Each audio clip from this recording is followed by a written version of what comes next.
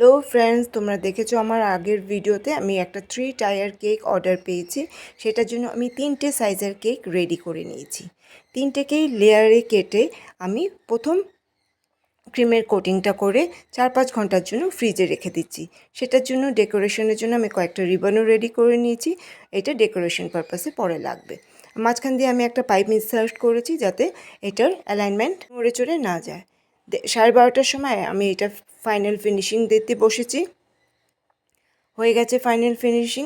তারপরে আমি রিবনগুলো যেমন ডিজাইন দিয়েছিল কাস্টমার তেমনই করে বসিয়ে দিচ্ছি।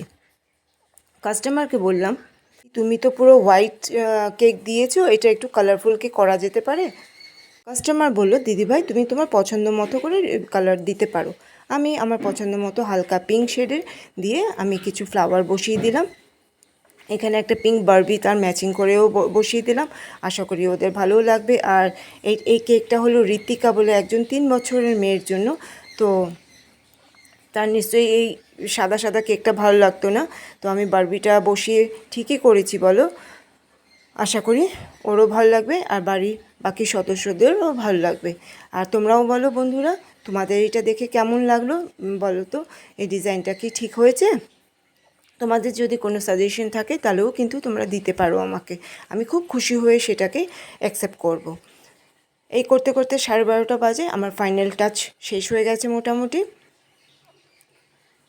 তখন আমার ভিডিও ধৈর্য ধরে দেখেছো, থ্যাংক ইউ ফর ওয়াচিং।